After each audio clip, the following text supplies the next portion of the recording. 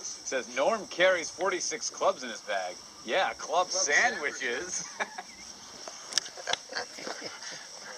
I do like a club sandwich. That's not an insult. That's harmless, Josh. I do like a club sandwich. Mitch Hedberg had a great run. Oh, yes. Was it? Like, what do you have to, like... To join the club? Yeah, do you have to join? What, I don't even... Would never dare... Okay. Do you like sandwiches that have a toothpick in them?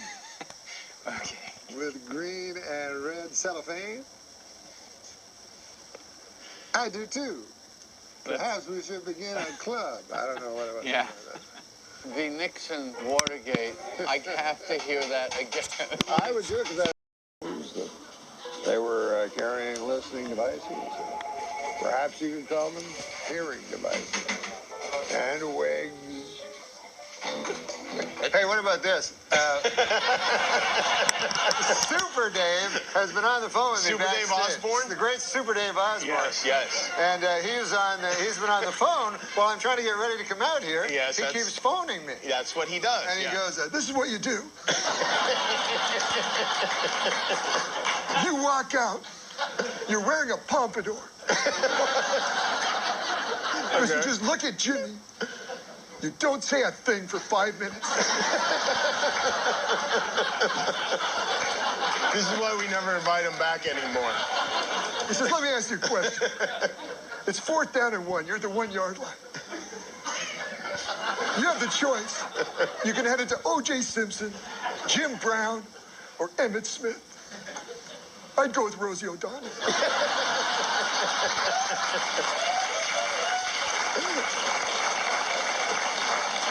Then you got Kirstie Alley in the hole and Wendy O. Williams behind her. Wendy O. Williams is the... Wendy O. Williams.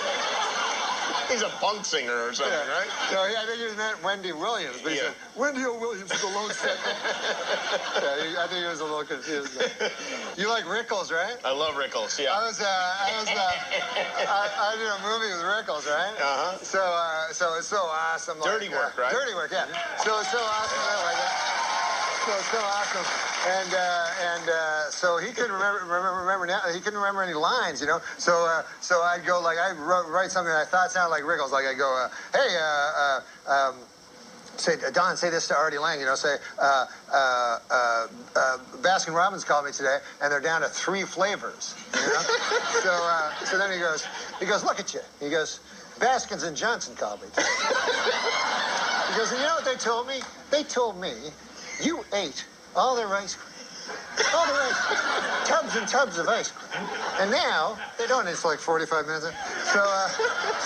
But this is the funniest, man. You don't give Don Rickles lines. I tell you, man. You let him come up with his own. You gotta let him go. Yeah, that's right. But Rickles, man, he's the real deal. He's the best. Yeah. He's the funniest guy. And so that week, Sinatra was on his deathbed.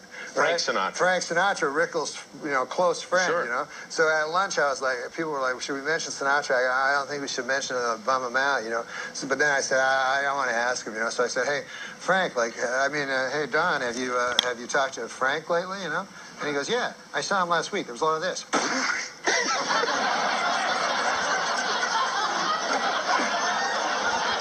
Guy died 4 days later. And then I said, oh. And he goes, yeah. He goes, it's a lot of me with my head 2 inches from Frank's face going, I'm not Barbara. Well, Frank wouldn't have wanted it any other way, I have a feeling. That's probably true. I went to Rodney Dangerfield's club, and he'd be wearing his pajamas half the time. Right, yeah. And so he'd take questions from the audience. It was funny because most of the questions were jokes, but then suddenly he'd be honest. So they go, how's your dog? Hey, you kidding, Vinny Moomba, last week he said he had 4 cases of VD. He's all right now, you know. But it's like, how's your dating life going, Rodney? Are you kidding, you know? But anyways, so I see Rodney, and he's taking questions from the audience. And so they ask him about his doctor. So he says, Vinny Moomba is doing all right. Asked about his kids. There's nothing, no respect at all. He says, one guy says, when are you going to do your next movie? You tell me, you cocksucker, motherfuckers. Everyone's like, what? Motherfuckers won't give me a movie after fucking Harry Basil. Are you kidding me? Like her. Another terrific impression.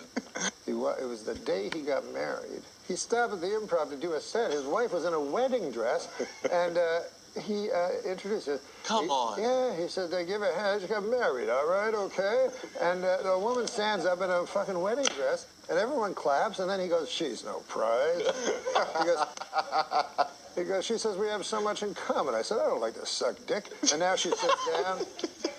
It's her wedding day. I know you worked with Bill Cosby. Oh, yeah, Bill Cosby, man. He's my favorite guy ever since I was young. And I got to open for him at this comedy thing, and he was the greatest. I got to meet him and stuff. And, you know, when you meet these guys, it's so, like, you know, you're shocked or something, you know, because you can't believe you're talking to this guy. And so I told him, I said, you know, he's always funny. He has that funny way of talking. So I go, hey, hi, nice to meet you, Mr. Cosby. And he goes like, yes, yes, you know. Yeah. And then you just laugh, you know. And then, so I go, oh, man, I go, you're my favorite, you know. And ever since I was a little kid, I always listened to you. You're my dad's favorite comedian ever, you know. And he goes, now, where is your dad from? Yeah. You know? That's So I pretty go, good. all right. That's pretty good. Maybe I'll do him this week on the show.